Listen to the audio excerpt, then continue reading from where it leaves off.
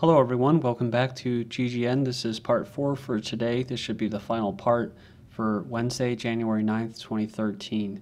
Alright, the links will be posted in YouTube's video description, so please check those out and come to your own conclusions. I like covering just a bunch of articles and giving my comments to try to link them together. And you don't have to agree with me, that's the cool thing, just toss out ideas.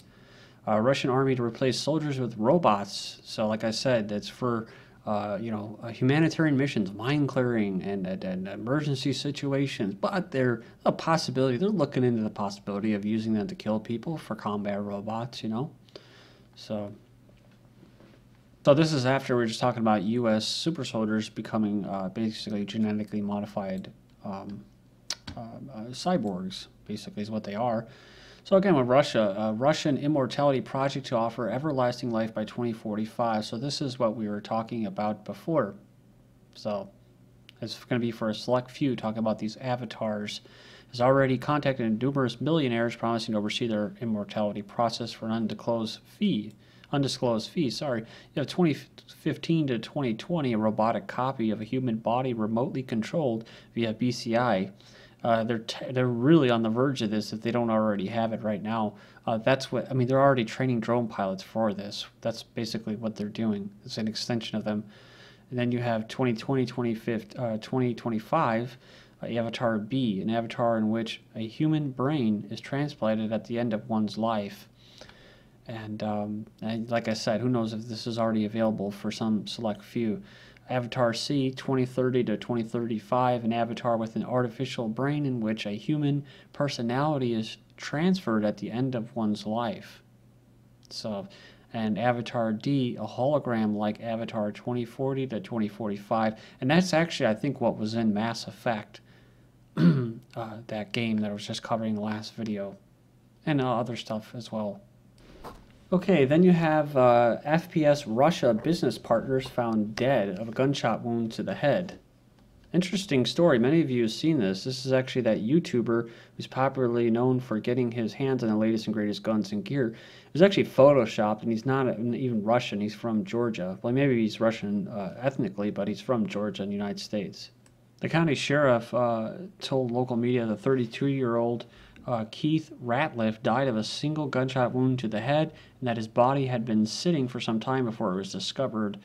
So pretty interesting. They found several guns in the area where his body was found. They were treating the death as a homicide until investigation proves otherwise. Billionaire space entrepreneur wants vegetarian-only colony on Mars. A U.S. billionaire and co-founder of PayPal. Wow, remember that? I think it was a co-founder or founder of PayPal, or I think it was the CEO of PayPal, actually, was the one that wanted to what? He was actually talking about synthesizing meat, digital, like 3D printing of like meat or something like that. Crazy. Elon Musk has made plans to build a settlement for 80,000 people, he says, on Mars when technology makes it possible for a man to live there as long as the inhabitants are vegetarians. So this is a big push too, the vegetarianism, which I've done. But I did it voluntarily, right? That's the thing. I voluntarily went back to meat because I have injuries that needed to be healed, and that was actually the best way for me to help heal. So it should be voluntary, right? Not force people to do it, but the powers that be know how to push certain buttons, turn the dials, and create it so that it's almost unattainable to get it. Is considered one of America's most respected private space entrepreneurs. This is talking about Musk, and was in charge of creating SpaceX, a space transport company that produced the Falcon 9 rocket, delivers NASA cargo to the International Space Station.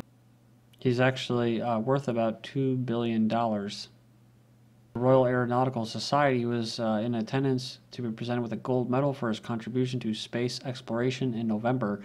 And one of the things about this Immortality project, this individual actually got an award from the Dalai Lama, of all people. So it says, while the idea of a city on Mars may seem far-fetched, scientists predict human settlements of the red planet and elsewhere in space could occur in the near future, possibly within 10 years. They've been talking about this for a long time, at least in the last year, big time. That's what I meant to say, a lot about Mars. Ooh, look at it's Earth-like, and ooh, there's water, and ooh, there's oxygen, and oh, we're training people to go there, and stuff like that, like China. But it says here, the guy said, I have absolutely no doubt in my mind that there will be a space hotel in the next 10 years in orbit around the Earth. So The space hotel around the Earth. That makes sense, right? He says, with my work and many others working in the private sector, the mission is coming closer to reality. Baywatch star says, rewire human biology for one-child families. This is from Yuri and Mason, explosivereports.com. Check it out from the 4th of January. Alexandra Paul recently spoke at a TEDx conference calling for not only for total rewiring of human biology to, quote, recognize the benefits of a one-child family, end quote, but also for the global human population to be brought down to 2 billion, a 75% reduction compared to current levels. I think it was Ted Turner that wanted a 90% reduction. He stated that the entire modern-day culture should serve to convince people to rewire biology, that was in quotes, so that the natural urge to procreate will be changed into a rational, eco-friendly one, inspiring just one child per family. So they're already kind of doing this. See, that's the thing. They're engineering consent, and with the eugenics, I've already seen that. I saw another article about South Koreans. I mean, you've got all these people in Japan. They're not the oldest anymore, and they're going to have a problem, just like the United States. There's all these countries, Germany, like I said, and countries in Europe, where they don't have a lot of people for the next generations. I mean, you have a huge old aging culture that's dying, and with it will be replaced by these younger people, right, that are totally on board with this technology. And that's why they're the target of the propaganda and programming. To tell them that everything's fine as you head down this road created in this, completely manufactured society where you don't determine your own fate. You're just part of the neural network. So, I mean, the average children used to be, 2.5 is, that's just in the past 50 years. Before it was the average was like 4 to 10. And now it's like 1.5 if you're lucky, if you can even have one, because most people are becoming infertile, or they can't afford them, or they don't want them. So you always hear about 2050, that's when the population is going to be reduced, according to UN statistics and that. Well, how are they going to do that? Well, they already have a plan, right? As I said, we'll see it in our lives, probably. In our, before we die, if we can live. I'm 30. I was born in 1980. If I can live till 70 years old, 80 years old, to actually see how this all plays out, that would be very interesting to see. To see all the eugenics, taking hold, taking real grip on our generation, right? You got to think. I mean, my great-grandparents, they hardly had any eugenics carried out on them. Our parents and the baby boomers, they had it probably about half their lives, or later half, especially now. And then my generation, the generation Xers and stuff like that, and then, of course, the generation whatever Y and millennials and all them, from cradle to grave, right? You're constantly under attack the moment you're born, getting stuck with the needles. And like I said, even when you die, people won't, even your own family members won't respect your wishes. They're going to pump you full of that toxic formaldehyde and stuff like that, embalming fluid. And even though you don't even want it, you just want to be put in the dirt by itself or put in a wooden box, and that's it, within 24 hours or 48 hours. But no, they won't do that. I know my wishes aren't going to be carried out, because it's more about them than it is the person that just died, right? It says here, human genes engineered into experimental GMO rice being grown in Kansas. So a little segue here. Unless rice is certified organic or comes specifically from a farm that tests its rice crops for genetically modified traits, you could be eating rice tainted with actual human genes. The only known GMO with inbred human traits in cultivation today is GM rice product made by biotech company Ventria Bioscience. Is currently being grown on 3,200 acres in Junction City, Kansas, and possibly elsewhere, and most people have no idea about it. I don't know, maybe it's better than in China where their rice is made out of plastic. It says Swedish consumers get served fake beef, and Sweden's a huge eugenics hub.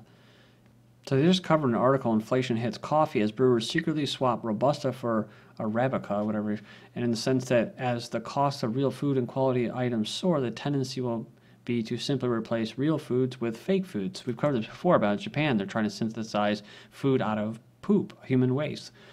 They engineer it so that there's not enough food, basically, is what I'm saying. So that you got to eat shit. It says here, it's one thing to buy a fake handbag. It's quite another to discover your meat has been dyed pink to look like something it's not. American as apple pie is soon to be replaced with American as biotech salmon. That's right. They just actually recently allowed GM salmon, the first GM salmon to be made and ready to be sold. The fake beef was imported into Sweden for 2 years and sold at grocery stores nationwide.